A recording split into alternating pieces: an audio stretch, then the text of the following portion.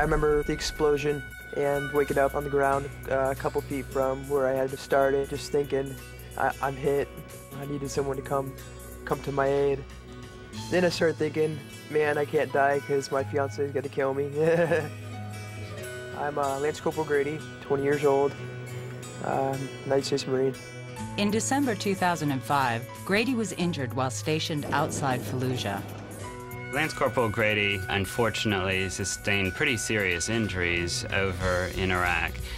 He was involved with an IED blast, and as a result, he lost consciousness for about 5 or 10 minutes, actually several times in a row. Now at the National Naval Medical Center in Bethesda, just outside of Washington, D.C., Grady's condition is stabilized and he has begun his recovery. In addition to losing his right arm, Grady is being treated for a moderate traumatic brain injury. A traumatic brain injury, or TBI, is caused by an external physical force to the head, like a blow or an explosion, as opposed to an internal cause like stroke or aneurysm.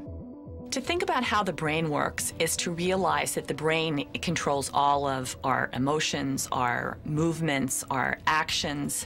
It allows us to engage in conversation, in our relationships with others, to think not only about what we're going to do, but about the future, to reflect on the past. Neurologist Dr. Deborah Warden is on staff at Walter Reed Army Medical Center in Washington, D.C. Like Bethesda, it's one of the first stops in the U.S. for wounded soldiers. The brain can be affected by traumatic brain injury in several ways. The most obvious is a penetrating brain injury. With a penetrating brain injury, the dura, or the tough membrane that encases the brain inside the skull, if that's been penetrated, we call it a penetrating brain injury. Whether that penetration is by bone or by a fragment of a munition, gun, something like that. A penetrating wound creates a focal injury causing bruising and swelling to specific areas of the brain. Then you could consider closed brain injury, which is separated as mild, moderate, and severe. Closed brain injuries like Grady's can be focal or generalized and are characterized by the length of time the patient loses consciousness and the severity of symptoms. There's also what's considered diffuse axonal injury. Like what happens in whiplash, diffuse axonal is a form of closed brain injury that can twist or tear axons, long nerve fibers that connect cells within the brain, leading to generalized swelling. Those who suffer from TBI can experience a range of cognitive and physical problems, from difficulties with memory and emotions to basic motor functions. Dr. Michael Yolkelson directs the Brain Injury Care Unit at Bethesda. How are you today? Doing all right? Good. How did you sleep last night? The bulk of what we see here at Bethesda is Marine Corps, and we're seeing a lot of blast-type injuries. No, not too bad.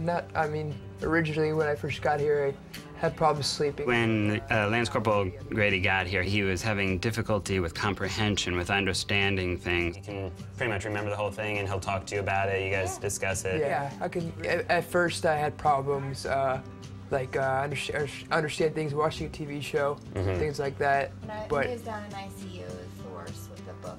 I read Joey a book down in ICU, and he just said, I just want to hear your voice, so just read to me, just talk. He's like, I just want you to do. And so I was reading the book, and I was about a chapter in, and he's like, stop. He's like, I just can't comprehend it. I couldn't understand, what she was reading to me, but now I'm a whole lot better. Okay.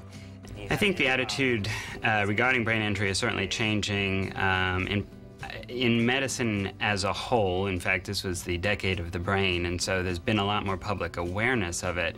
I think also, certainly in the medical community, there's much more awareness, and in particular in the military. There are things that you want to keep an eye on for brain injury. You can have problems with personality changes, irritability. Sometimes that's something you're going to notice more than the patient directly. Okay. Headaches, dizziness, fatigue, problems with concentration. A lot of that awareness is because we are seeing so much of it that we're making it very well known throughout the medical community, particularly in the military. So folks even still in Iraq are being better screened to ensure that they're not being sent back to combat if they've had a head injury and potentially causing even more severe injury. The military coordinates care for those with brain injuries through the Defense and Veterans Brain Injury Center, or DVBIC, headquartered at Walter Reed. The Defense and Veterans Brain Injury Center is assuming an important role right now in this war in Afghanistan and in Iraq. Dr. Warden is the DVBIC's national director and helped start the program back in the early 90s. The emphasis has been in previous wars on penetrating brain injury, which is very important and very serious, but pretty readily identified. Today, doctors are more aware of the effects of closed brain injuries and are striving to make sure TBIs are not overlooked when patients have other life-threatening wounds. Even with modern body armor and helmets, the widespread use of explosives has made TBI more frequent, and it is now considered the signature injury of the wars in Iraq and Afghanistan. The DVBIC network includes 8 medical centers, a system throughout the country that ensures continuity of care for active duty and veterans who have suffered TBIs. What's possible through this system with integration of military veterans and also community reentry is that people can move through those various levels of care as needed. After about 3 weeks at Bethesda, Grady has greatly improved, both physically and mentally. Over the next few months, he'll learn to use a prosthetic arm, and doctors will also be on the lookout for any continuing problems from his brain injury.